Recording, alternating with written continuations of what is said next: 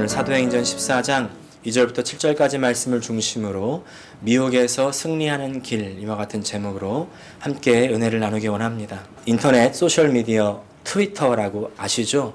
요새 이름이 바뀌었습니다. X라고 바뀌었는데 예전에는 트위터인데 그 트위터에 여동생을 위하는 건 친오빠뿐이라는 제목의 게시물이 올라왔습니다. 혹시 여기 이제 여동생이 있으신 오빠분들 계십니까? 저도 두 여동생들이 있는데 이제 이 글을 읽고 정말 너무나 큰 공감이 되었습니다. 여동생이 다이어트를 시작했다는 거예요. 그러니까 이제 이 하나뿐인 친오빠가 뭘 해야 될까요? 여동생의 다이어트를 도와줘야 되겠습니까? 네. 여기서 네라고 하시는 분들은 오빠와 여동생의 관계를 잘 모르시는 분들이에요. 네. 이분은요, 여동생의 다이어트를 먹여서 응원한다는 겁니다. 자, 다이어트를 시작한 여동생을 위해 밤 9시 53분에 깐풍기를 만들어주는 나. 이와 같은 제목으로 글이 올라왔는데, 자, 깐풍기 보이시죠? 동생이 뭐라고 하겠습니까? 오빠를 죽이려고 그러겠죠. 오빠가 그럽니다. 그래서 안 먹을 거야? 그랬더니 동생이 반드시 복수할 것. 이랬다는 겁니다. 이제 이 깐풍기를 시작으로 only merely start. 이제 시작으로 시시때때로 오빠의 야식이 계속되는 겁니다. 이 다음에 이런 포스팅이 올라옵니다. 오늘은 동생의 다이어트를 먹여서 응원하자는 칠리 앤 크림 새우 앤 맥주입니다.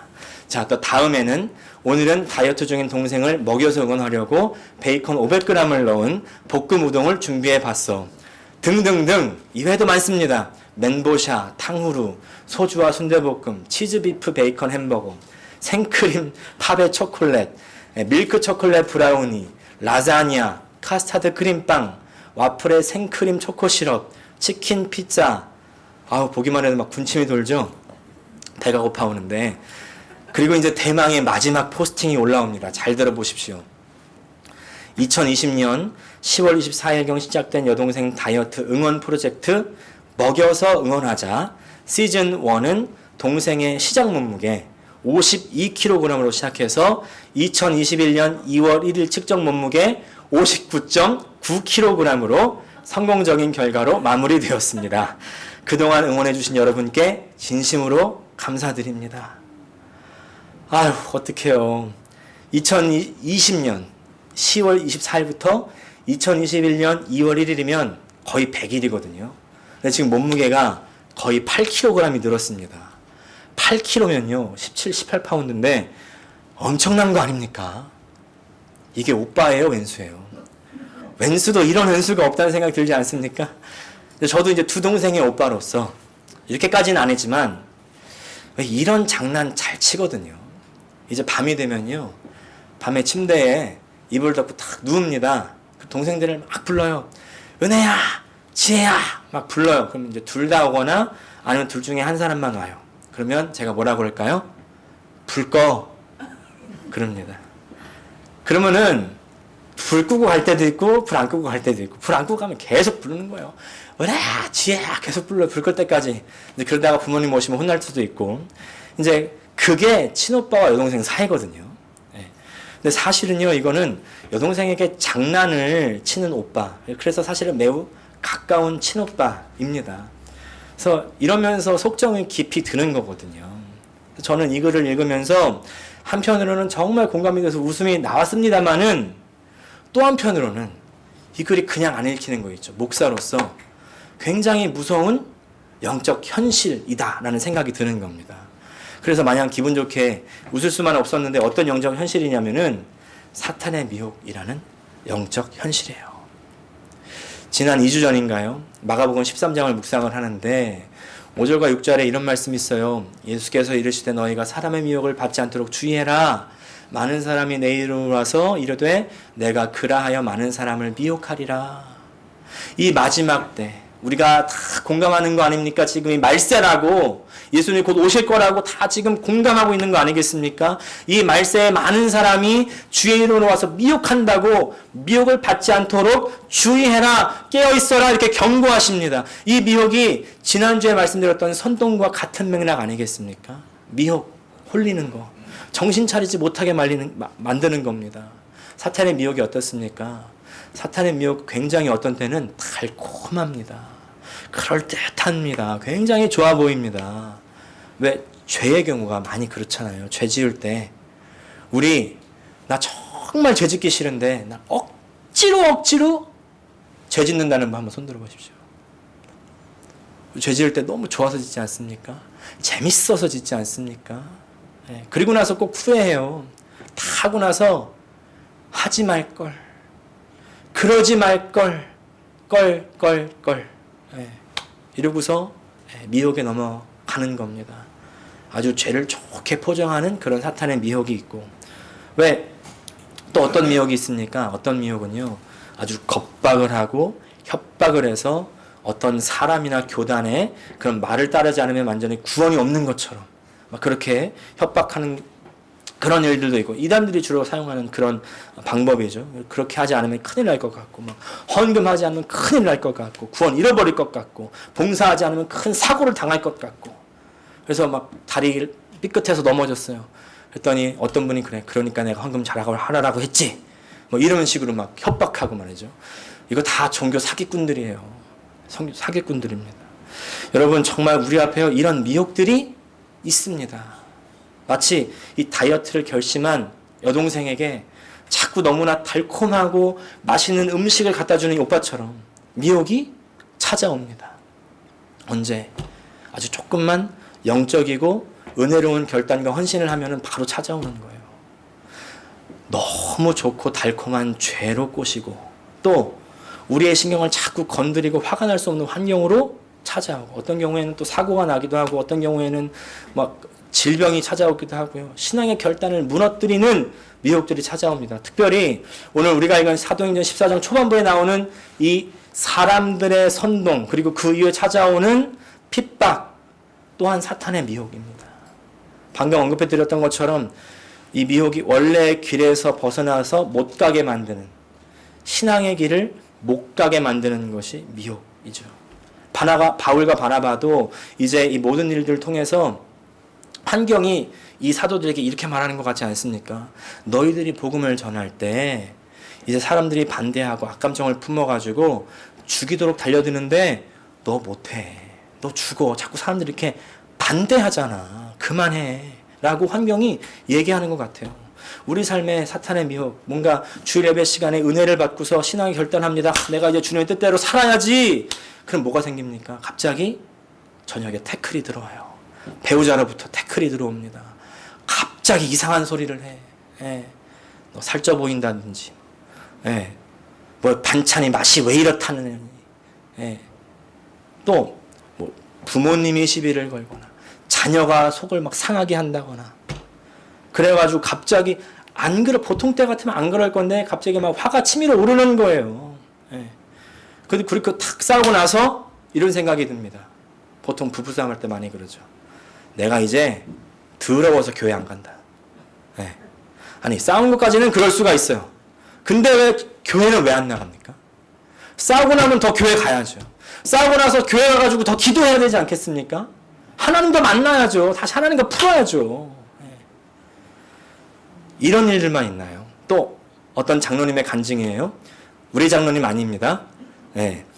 다른 장로님이세요. 장로님께서 예배 시간에 너무 은혜를 받아가지고 이제 예배를 빠지지 않고 새벽 예배도 꼭 나가고 이제 11조도 제대로 하기로 작정을 하셨다는 거예요. 근데 그때부터 사업이 너무너무 잘 되더라는 거예요. 그래가지고 이제 너무 바빠지고, 그래서 이제 얼마나 감사해요. 이 장로님이 그 다음에 어떻게 되셨을까요? 그때부터 사업이 너무 잘 되고 바빠지니까 예배를 한 번씩, 두 번씩 빠지기 시작하는 거예요. 그리고 나서 하나님께 이렇게 축복해 주셔가지고 이게 너무 잘 되는데 하나님 이해해 주시죠? 하나님 아시죠? 제 마음은 거기 있어요. 그리고 또 뭐예요? 11조. 사업이 너무 잘 돼가지고 벌이가 뭐 두세 배가 아니라 10배씩 벌어요. 막. 그러니까 11조도 액수가 엄청 올라가지 않습니까? 그러니까 점점 11조가 아까운 생각이 들어요. 깎아먹기 시작해. 그렇게 예배를 빠지고 헌금을 빼먹고 몇 년 지났더니 이제는 신앙이 다 식어버렸다는 겁니다. 안 믿는 사람처럼 되어버렸다는 거예요. 그렇게 지내고 있는데 사업이 쫄딱 망했대요. 그때부터 장로님이 어떻게 했을까요?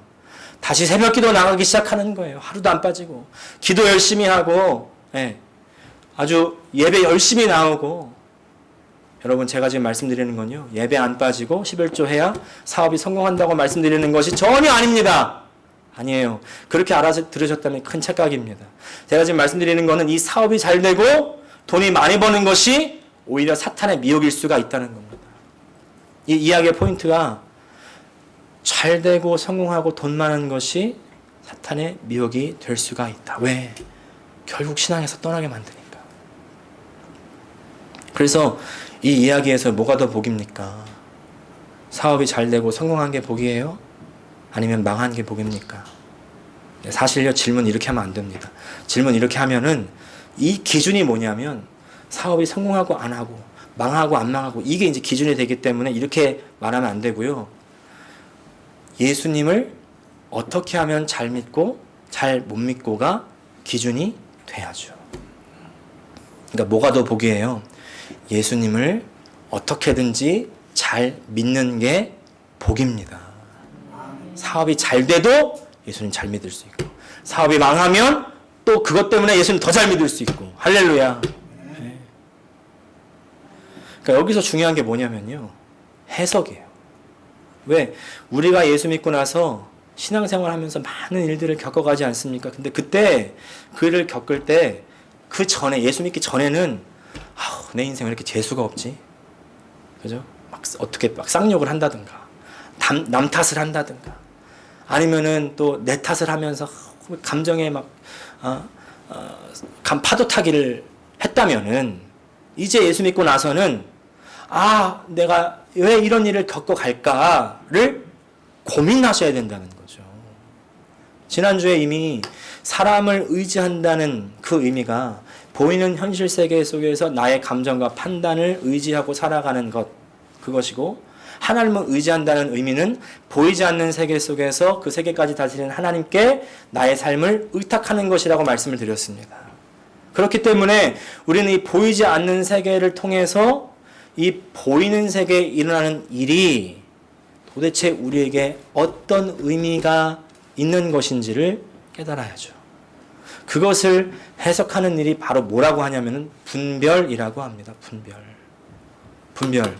나에게 일어난 일이 이게 정말 좋은 일인지 나쁜 일인지를 분별하면은 우리가 사탄의 미혹을 이길 수가 있습니다. 왜 어느 부부도 안 싸우는 부부는 없잖아요. 근데 정말 아무 일이 아닌데, 근데 갑자기 싸울 때가 있습니다.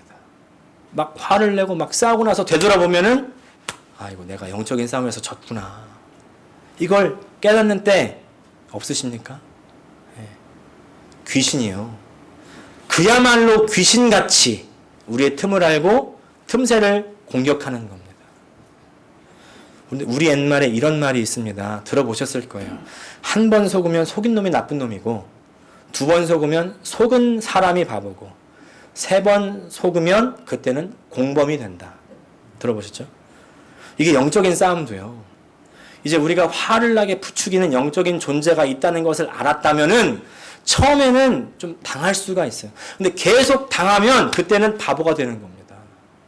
그리고 나중에는 어둠의 영들과 한패가 되어 있는 거예요.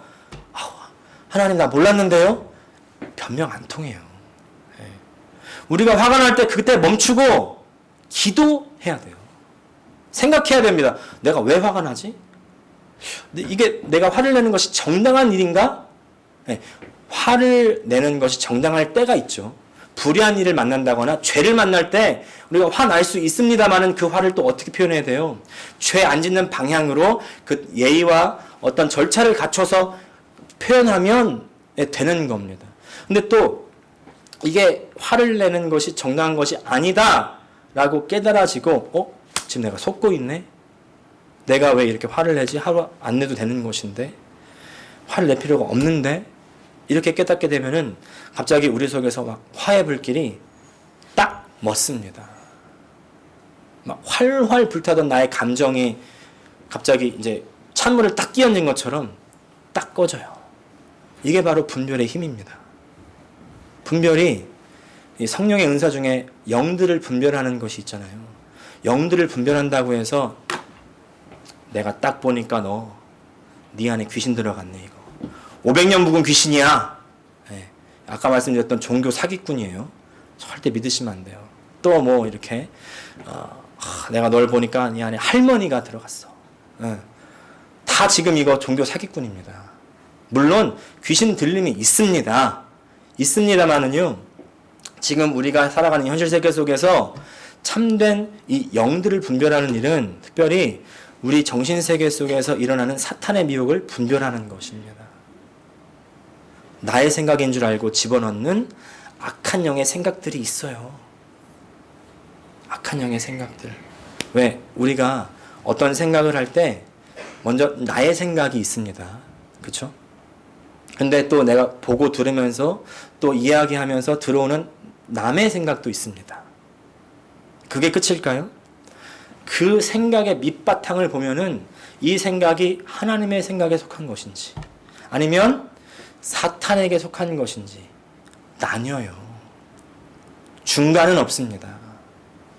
중간은 없어요. 우리 신앙생활 가운데 중간 영역은 없습니다. 하나님인지 사탄인지 빛인지 어둠인지 세상인지 천국인지 생명인지 죽음인지 딱 두 군데 두 가지밖에 없다는 거예요. 그래서 내가 중간에서 어중간하게 이렇게 있다가 나중에 이렇게 갈아타야지 이건 이미 하나님께 안 속한 거예요. 여러분 잘 분별하셔야 됩니다.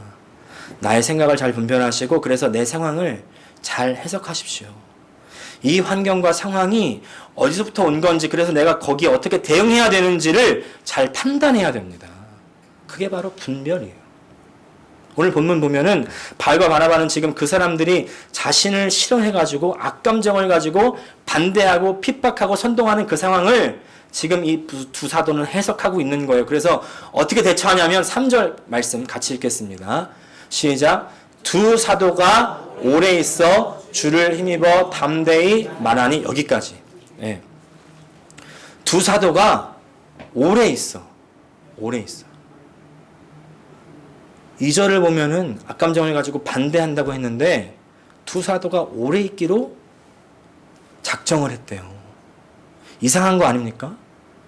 이 사람들이 싫어하고 나를 반대하는데 저 같으면요. 그래? 너 나 싫어? 내가 좋은 거 준다는데 너 반대해? 그래? 너 좋은 대로 살아라. 그리고 전 다 갈 것 같아요. 너 손해지. 근데 더 오래 있기로 결단을 하는 겁니다. 왜 그럽니까? 분별이 되는 것입니다. 이게 상황은 왠지 또 뭔가 오래 있으면 안 될 것 같은 그런 상황이 되는 것 같은데 너는 더 이상 복음을 전할 수 없는 그런 상황이 되는 것 같은데 이게 지금 주님이 주시는 상황이 아니고 이 악한 영의 역사구나. 내가 지금 그렇다면은 해야 될 일이 무엇인가? 내가 주의 일을 해야지. 여러 가지 반대와 핍박이 있지만 그러나 내가 해야 하는 일, 내가 맡은 일을 해야지.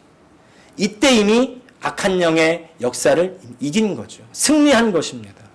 그래서 분별을 했다면 이미 승리한 거예요. 분별하면 승리한 겁니다. 우리 삶의 영역에서 이렇게 분별하는 것이 굉장히 중요합니다. 이 일이 나로 하여금 나의 신앙생활을 막는다면요. 그것은 악한 영의 역사, 어둠의 역사입니다. 그게 분별이 되면은 내가 어떻게 해야 올바른 신앙을 위해서 행동해야 될지를 깨닫고 행동할 수 있죠. 그러니까 영적인 승리를 가져올 수가 있는 것입니다. 여러분, 여기서 승리하는 모습을 잘 보셔야 되는데 우리가 생각하는 승리의 이미지가 있죠. 그게 하나님이 보시는 승리는 아닐 수가 있습니다. 먼저 결론적으로 말씀드리면은 참된 승리는 십자가입니다. 십자가밖에 없어요. 이렇게 말씀드리면 에이 또 십자가야. 여러분 우리가 귀에 못이 박히도록 들어야 되는 것이 십자가입니다. 십자가밖에 없는 겁니다. 우리가 승리한다고 생각하면은 이때 이제 바울과 바나바가 악한 감정을 가지고서 이제 나를 반대하고 핍박하는 이 사람들을 대할 때 바울과 바나바가 복음을 딱 전하면은 막 갑자기 이 사람들이 마음이 확 바뀌어가지고 막 교회 안에 막 들어오고 이 사람들이 집사가 되고 장로가 되고 권사가 되고 말이죠. 또 막 온 도시가 막 다 들끓어야 되잖아요. 우리가 생각하는 승리의 이미지는. 근데 오늘 본문에 나오는 모습이 뭐냐면은 4절 보니까 그 시내의 무리가 나뉘었대요. 저 사람들은 그냥 계속 있는 거예요. 그리고 나서 또 5절 보니까 바울과 바나바를 반대하는 사람들이 돌로 치려고 그럽니다. 죽이려고 그러는 거죠. 여기서 우리가 생각하는 승리는 뭡니까? 바울과 바나바가 딱 이 돌로 치려는 사람들 앞에 섰을 때 우리가 생각하는 승리는 하나님께서 능력을 주셔가지고 저 사람들이 입이 딱 다물어진다거나 벙어리가 된다거나 아니면 막 돌로 치려고 그러는데 막 손과 발이 안 떨어진다거나 이런 기적을 막 베푸셔가지고 승리해야 되는 거 아니겠습니까? 근데 사도들이 어떻게 될까요? 도망간다니까요. 목숨아 나 살려라 하고 도망가는 그런 느낌으로 도망갑니다. 6절 말씀 그들이 알고 도망하여 다른 곳으로 가는 겁니다. 이 정도면 패배 아니에요? 패배도 그냥 엄청난 패배 아니겠습니까? 근데 이 사람들이 패배한 것이 아니라는 것을 우리가 어떻게 하냐면은 그 다음 구절 오늘 본문의 결론입니다. 7절 말씀 같이 읽겠습니다. 시작. 거기서 복음을 전하니라. 이 사람들은요 계속해서 복음 전하는 것을 멈추지 않는 겁니다.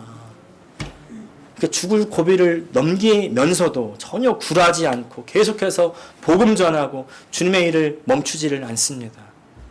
지난 사도행전 13장 마지막 부분 기억나세요? 똑같은 일들이 있었죠.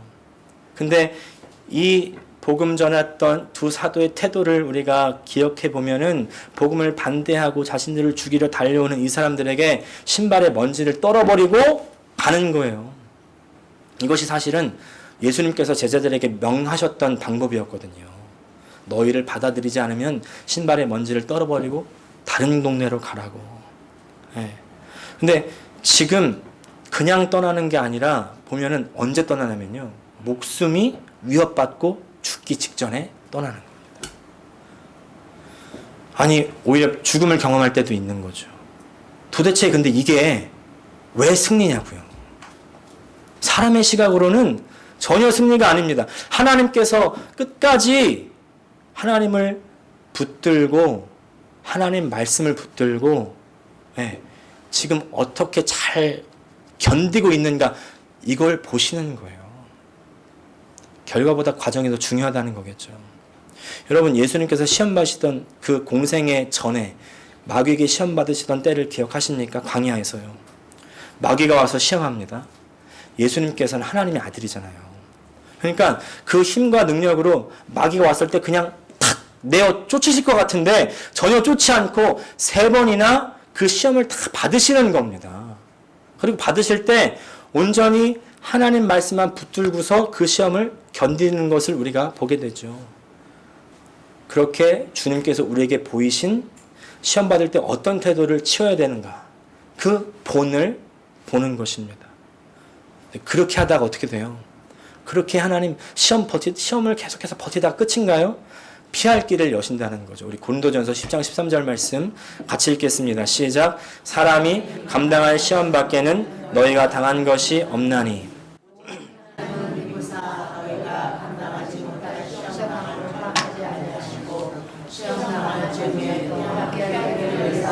너희로 능히 감당하게 하시느니라.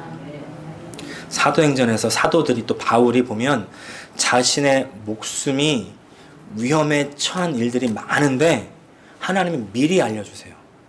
희한하게 미리 알게 하십니다. 그래가지고 그 위협을 피하게 하시는 거예요. 그게 사람의 눈으로 봤을 때는 도망이고 패배인 것 같은데 근데 여전히 다른 곳으로 가서 복음을 뿌리고 씨앗을 뿌리고 생명을 뿌립니다. 그리고 하나님께서는 그것을 승리라고 부르시는 거예요. 근데 또 이렇게 말씀드리면 뭐가 밋밋해요. 답답해요. 이거 아무리 생각해도 승리 아닌 것 같은데 정신 승리 아닙니까? 이런 분들 있을 수 있는데 근데 여러분 이미 성경에 마지막에 멋진 승리는 예언되었습니다. 그리고 다가오고 있습니다.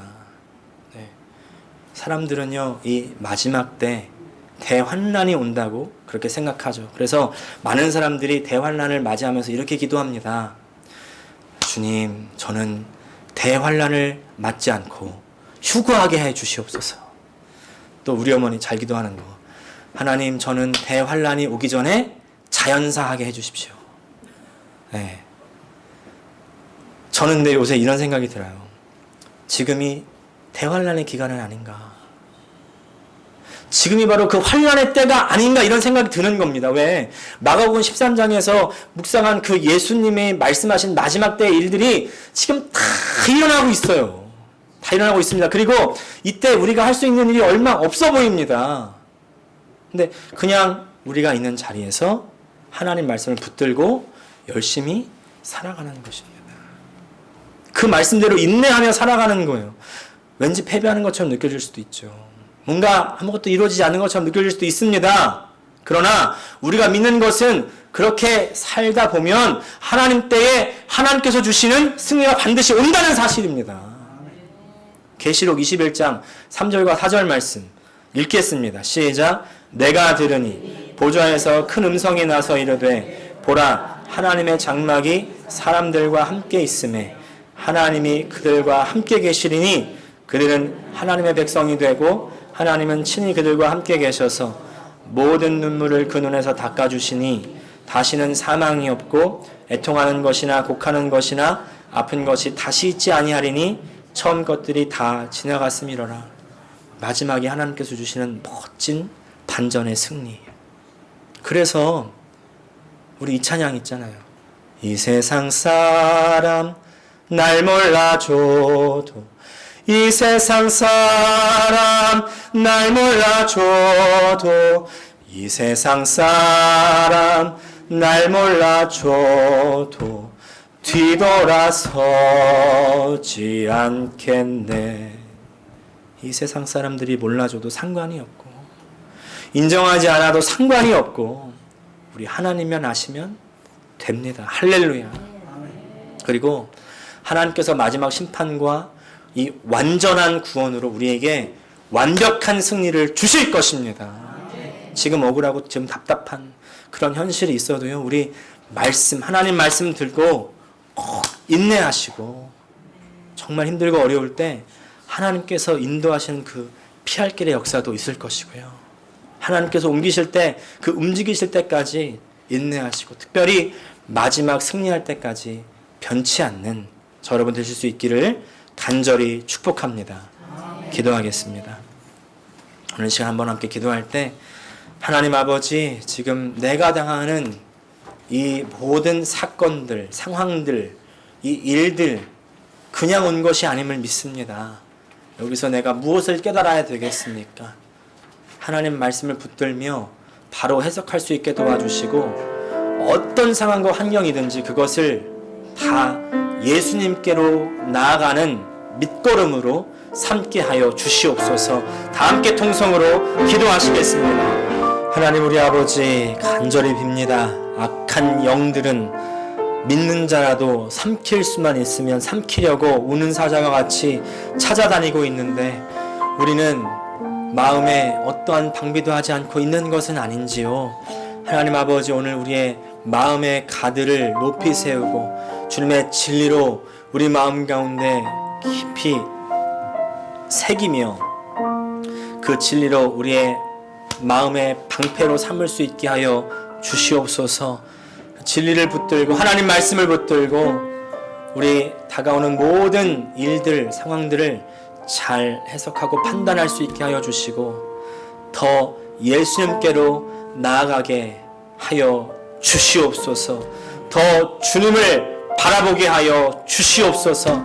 마지막 주님께서 주시는 그 승리를 더욱더 믿으며 나아가게 하여 주시옵소서. 예수님의 이름으로 기도합니다. 아멘.